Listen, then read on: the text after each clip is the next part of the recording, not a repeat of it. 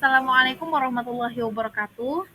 Izinkan saya memperkenalkan diri. Saya Noviana Latifah Khairunisa dengan NIM 2523014.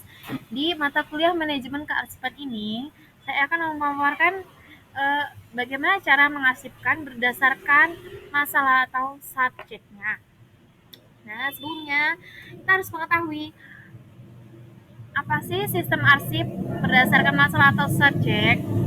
Metode pengelolaan arsip yang mengelompokkan dokumen berdasarkan permasalahan atau subjek tertentu.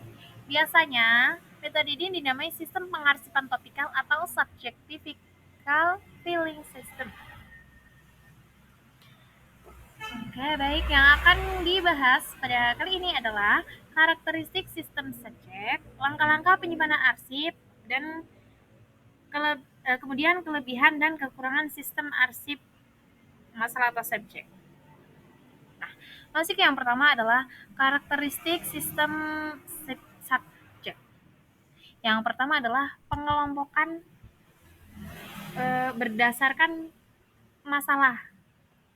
Nah, itu arsip dikelompokkan berdasarkan jenis-jenis yang sering terjadi. Nah, contohnya kepegawaian, keuangan, atau administrasi. Kemudian yang kedua adalah klasifikasi berjenjang. Nah, ini ada tingkatannya ya, tingkat 1, tingkat 2, dan tingkat 3. Nanti contohnya ada di terakhir. Tingkat 1 itu berdasarkan masalah utamanya, kemudian yang tingkat 2 itu sub masalahnya lebih kecil gitu ya. Kemudian yang tingkat 3 itu berdasarkan sub-sub masalahnya. Lebih kecil dari yang terkecil gitu. Lebih kecil dari yang kecil. Kemudian yang terakhir adalah pembuatan daftar klasifikasi. Nah, sebelum menyimpan arsip, penting untuk membuat daftar klasifikasi yang sistematis dan logis. Nah, itu daftar ini biasanya bisa berfungsi sebagai panduan dalam pengelompokan atau penentuan kode.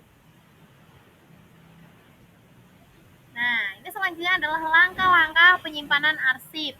Yang pertama adalah memeriksa berkas. Nah, pastikan berkas atau surat yang akan diarsip itu telah selesai diproses. Nah, itu. Kemudian yang kedua adalah mengindeks atau mencocokkan. Nah, ini mencocokkan dokumen dengan daftar klasifikasi. Nah, kenapa harus dicocokkan? Nanti guna menentukan permasalahan yang tepat. Yang ketiga adalah mengkode atau menulis kode yang sesuai dengan daftar klasifikasi yang dibuat. Setelah diindekskan nanti itu pengkodean itu. Terus yang keempat, menyortir atau mengelompokkan. Kalau sudah didaftar sesuai dengan masalahnya, nah itu dikelompokkan dengan kode-kode yang sama. Nah, yang terakhir adalah menempatkan atau menyimpan. Dokumen itu disimpan dengan sesuai dengan kode dan sistem penyimpanan yang telah ditentukan. Nah, ini adalah contoh sistem arsip sistem masalah atau subjek tingkat 1. Ini kan masalah utamanya ya. Tuh, kalau kepegawaian kodenya KP, terus keuangan kodenya KU dan seterusnya.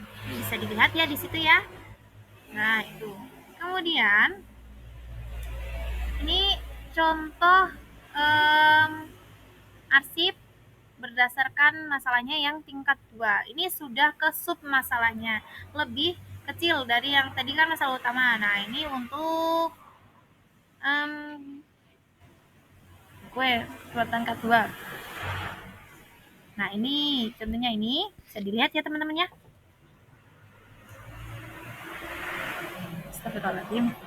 Kemudian ini yang tingkat 3. Tingkat 3 itu, nah ini. Maksudnya kan kepegawaian. Kalau pengadaan itu kodenya 1. Nanti untuk formasi kodenya 1 dan seterusnya lebih rinci. Ya. Nah, dari setiap sistem arsip itu pasti ada keunggulannya juga ada kelemahannya ya teman-teman ya. Nah, ini yang pertama adalah keuntungannya. Keuntungan di sini kemudahan pencarian dokumen dapat ditemukan dengan cepat karena dikelompokkan berdasarkan permasalahan tertentu. Yang kedua adalah pengembangan mudah. Sistem ini memungkinkan penambahan subjek baru tanpa kesulitan berarti. Selanjutnya, keteraturan penyimpanan arsip lebih rapi dan terorganisir. Nah, setelah ada keunggulan pasti ada kelemahannya. Yang pertama adalah kesulitan klasifikasi. Mengklasifikasi arsip bisa menjadi sulit jika terdapat banyak permasalahan yang mirip. Nah, kedua adalah ketidakefektifan untuk berbagai jenis surat. Tidak semua jenis surat cocok menggunakan sistem ini, terutama jika tidak ada batasan istilah yang jelas. Selanjutnya, pertumbuhan daftar subjek yang tidak terkendali.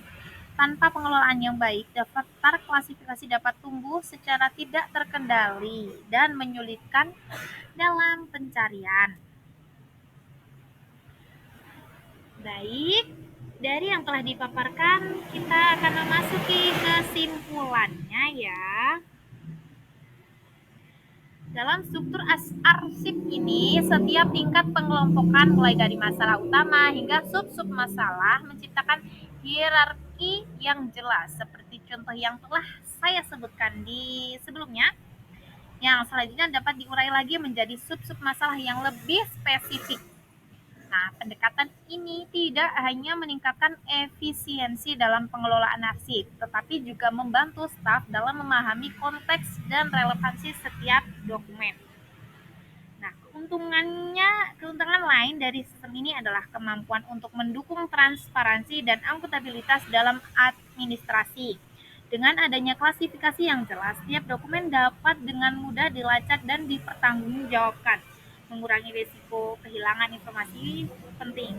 Nah, selain itu, sistem ini juga memfasilitasi pelatihan bagi pegawai baru yang dapat dengan cepat memahami struktur arsip dan cara mengakses informasi yang dibutuhkan. Nah, secara keseluruhan, arsip sistem masalah atau subjek bukan hanya sekedar metode penyimpanan. Nah, ini merupakan alat yang strategis yang dapat mendukung efisiensi operasional dan pengambilan keputusan dalam sebuah organisasi. Dengan implementasi yang baik, sistem ini dapat menjadi fondasi yang kuat untuk manajemen informasi yang lebih baik, memastikan bahwa setiap dokumen tersedia dan dapat diakses dengan mudah ketika dibutuhkan. Seperti ya teman-teman. Nah, ternyata kita tidak hanya mengetahui cara mengarsip foto-foto bersama dia dan kenangan bersama dia. Ternyata kita juga harus mengetahui arsip berdasarkan sistem dan masalah atas subjeknya. Seperti itu teman-teman. Terima kasih, kurang lebihnya mohon maaf. Kalau ada kurangnya mau dimaafkan, kalau ada lebihnya nggak usah dikembalikan. Kemudian kalau ada pertanyaan silahkan bisa tulis di kolom komentar di bawah ya teman-teman. Saya pamit undur diri. Wassalamualaikum warahmatullahi wabarakatuh.